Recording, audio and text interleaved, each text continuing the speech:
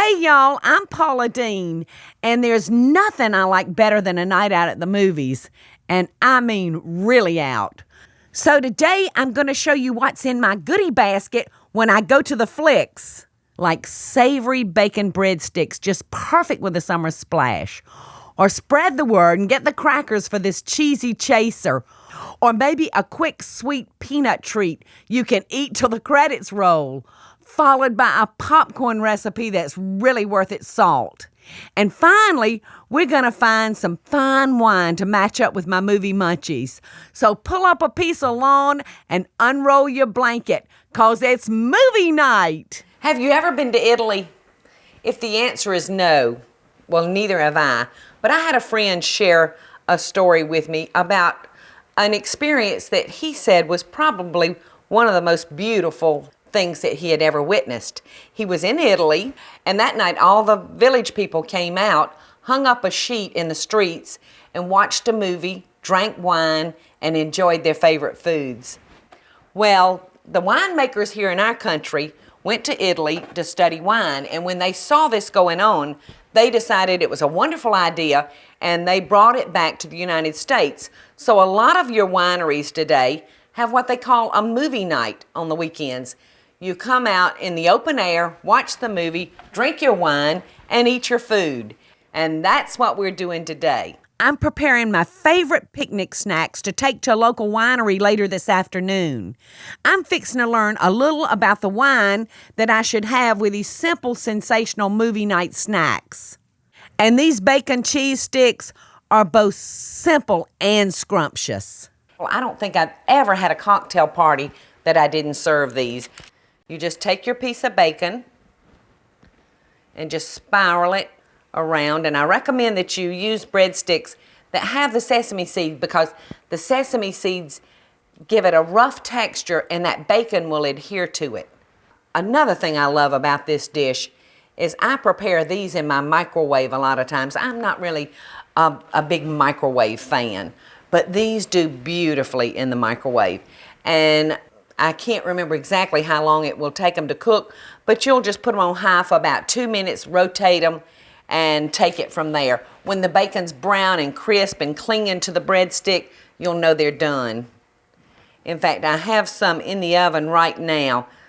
Depends on how many I'm serving. I may have to do like 3 different cookings of these, but I've got a pan that should be about ready. So I'm gonna finish up here and we're gonna check behind us and see what we've got. These go so great with wine or even a beer. So let's see what we've got.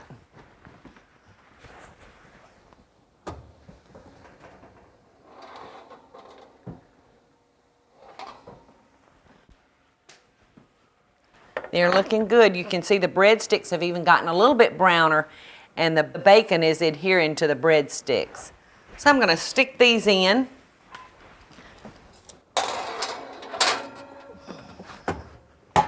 And while these are warm, we're going to take just a grated Parmesan cheese and we're going to just doctor it up with a little garlic powder, about a half a teaspoon for that much. And we're going to stir it up, and then we're going to take our breadsticks and we're just going to dredge them in that mixture while they're warm, because if you wait for them to cool, might not stick quite as well. The beauty of this hors d'oeuvre is that you can make it a day ahead. And lots of times, usually when I'm making these for 100 or 200 people. And I'll take just an ordinary brown grocery sack and throw them into the sack and just roll it up and seal them up good. And they're just fine for the next day. So they don't take up cabinet space or bowl space. They really work with you. And isn't that an interesting and pretty appetizer? Bread, bacon, and cheese.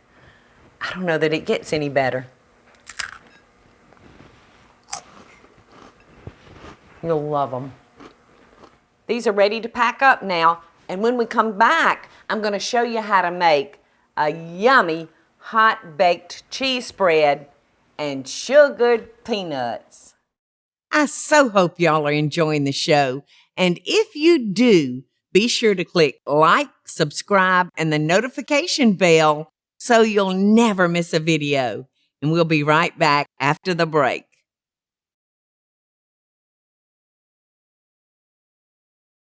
This next dish that I'm working on is called baked cheese spread.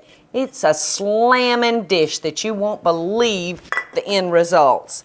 For just a few minutes time, we're gonna grate our cheese, and I'm using a sharp cheddar. If you like mild, by all means use mild. But in my bacon dishes, I just love the sharpness.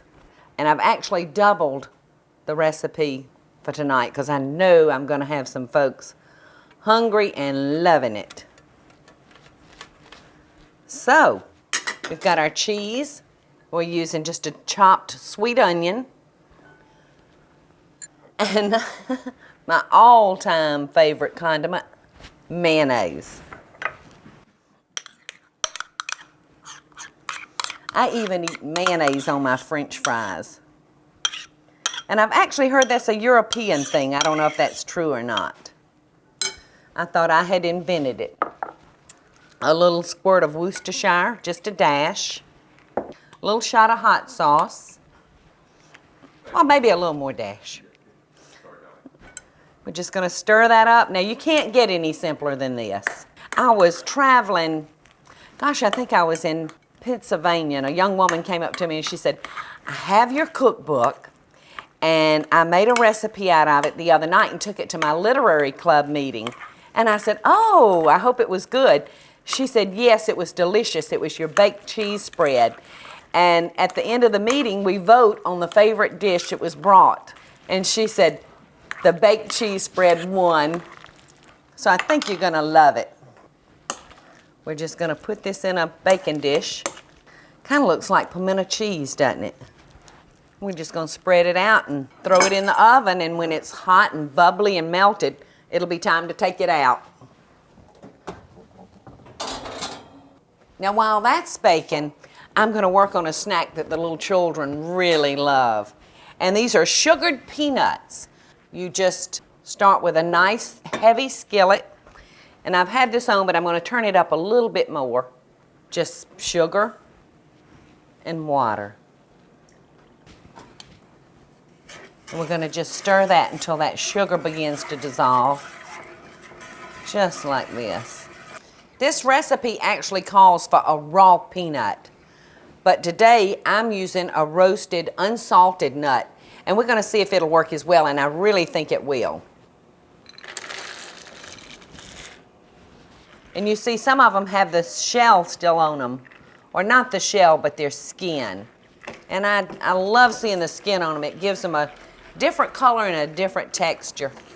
So we're just gonna stir these and cook them until they begin to crystallize. In the South, we would go to our local produce stands to get our raw peanuts. And possibly up north, you could go to your health food store. So you can see they're starting to caramelize and get real, real hard. I think this roasted peanut's gonna work.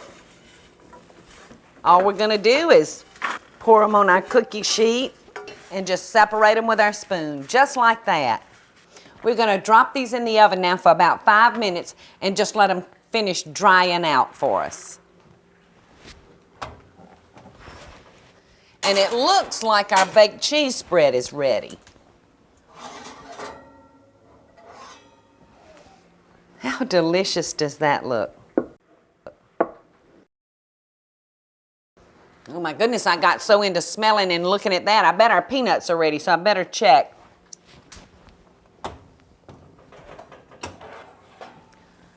Thank goodness. Thank goodness for roasted, unsalted peanuts. They've worked beautifully. You can hear the crispiness of them hitting the sides of the pan. They look like they've worked, so let's taste. They're perfectly delicious. When we come back, I'm gonna make you my Grandma Paul's chocolate popcorn balls. So see you in a minute. I hope y'all are enjoying the show, and I want to hear from you. Tell me what recipes or videos you'd like to see me make by just leaving a short comment below. Now, let's get back to the show, y'all. There's all different kind of popcorns that you can buy out there. You can buy it already bagged up, pre-cooked, but I just love doing it the old-timey way. This really brings back some nice memories. I'm going to put just enough oil to slightly cover our pan, and then I'm going to put a single layer of popcorn in the pot. And you can see when I shake it up, that makes like a single layer. We don't want to overfill our pot because when it starts popping, we could have a big mess. Naturally, I had the pot already hot when I poured in the oil. You can hear the popcorn sizzling in that oil. This is dangerous because we don't know when one of those kernels are going to come flying up. Up, there it went. I remember that my mother had a popcorn pot that she used on top of the stove, and it had a clear lid so we could watch it as it popped. But I don't even think they make those anymore. But maybe I could find one at a junk shop. I can't eat it fast enough.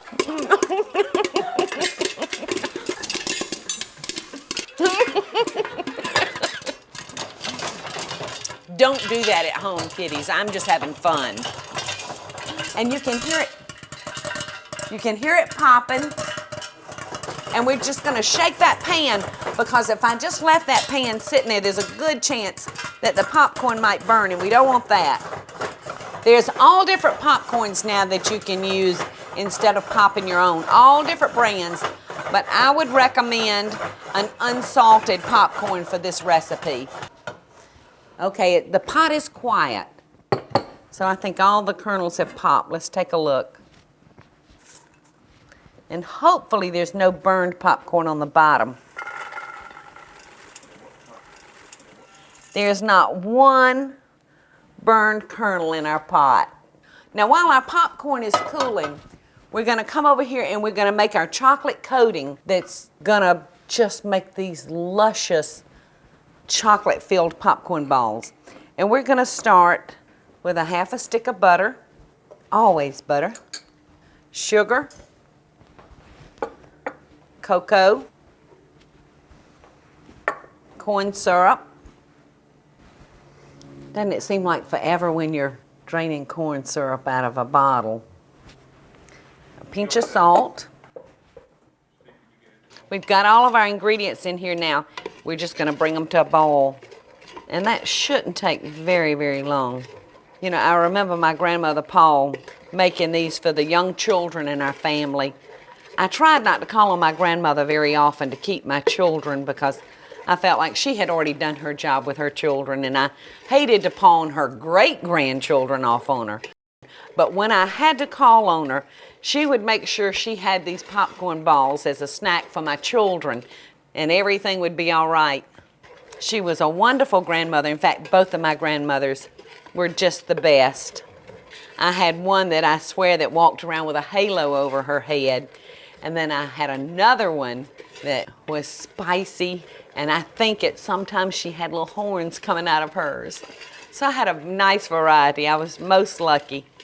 The feisty grandmother's name was Irene, and she was the one that I spent many, many years in the kitchen with.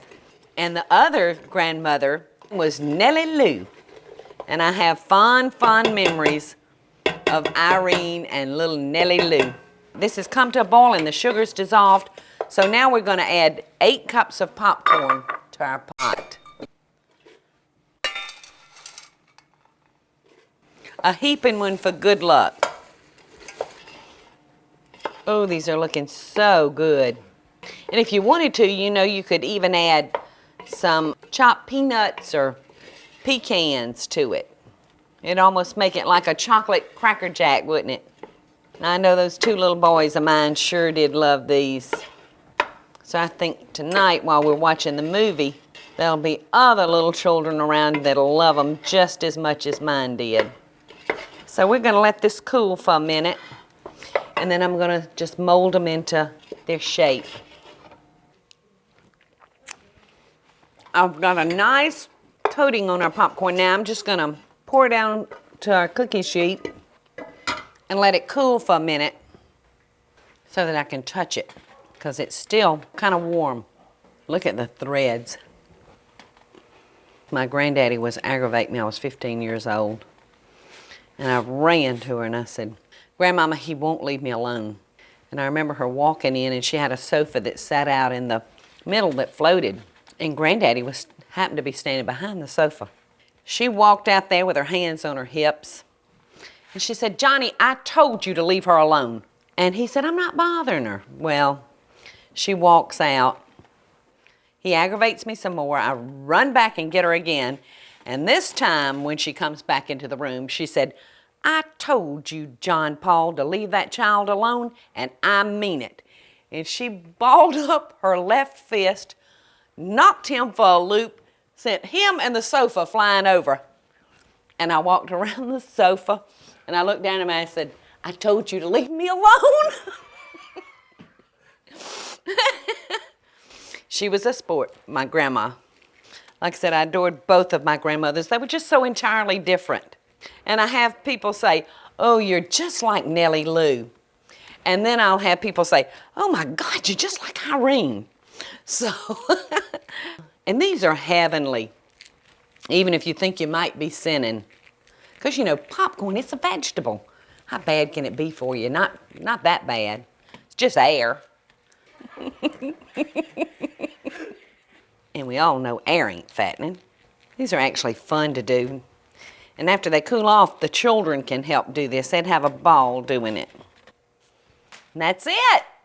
They're ready for the movie. Well, I've got all of our snacks ready. All I have to do now is get changed, and then we're off to the movie. I so hope y'all are enjoying the show. And if you do, be sure to click like, subscribe, and the notification bell so you'll never miss a video. And we'll be right back after the break.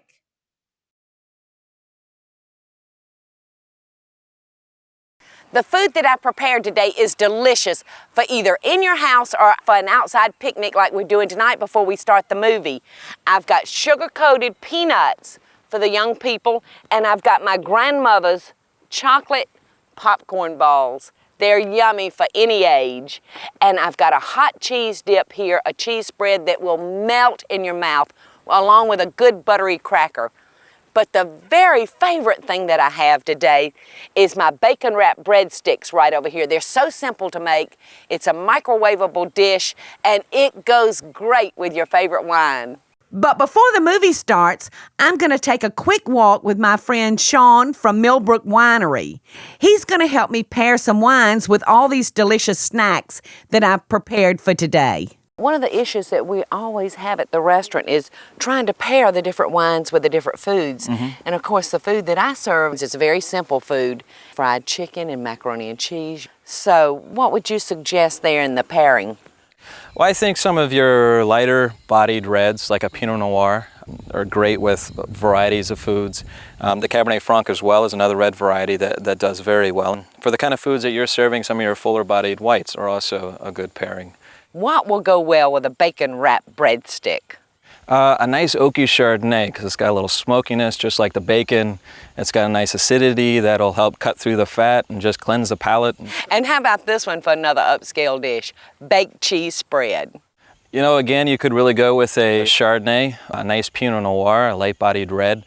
I know I'm probably pulling out a real funky menu on you today, but for the younger people in the crowd, chocolate popcorn balls.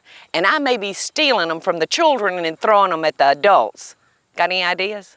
A little bit more difficult because it is sweet. However, the Cabernet Franc grape actually goes very well with chocolate and usually has a nice fruitiness which will contrast nicely with the saltiness. So if I had to pick one, I'd probably go with that.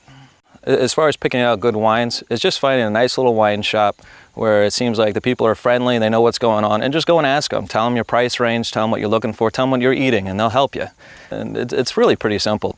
Experiment by all means. Sean's really shared a few really nice tips with me today.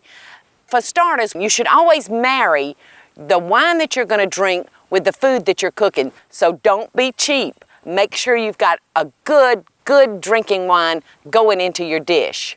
Another tip is to put out several different containers of the same food. So as people move around, they have the option of this bowl, or this bowl. That way, everybody's not trying to dip into the same bowl at the same time. And for keeping your food warm, it's no trouble traveling with a trivet and little tea candles. So until next time, America, best dishes from my picnic to yours. Hey y'all, it's Paula Deen. Now, if you enjoyed this video, be sure to like it and click the subscribe button as well as the notification bell to be alerted when I post a video. Love and best dishes, y'all.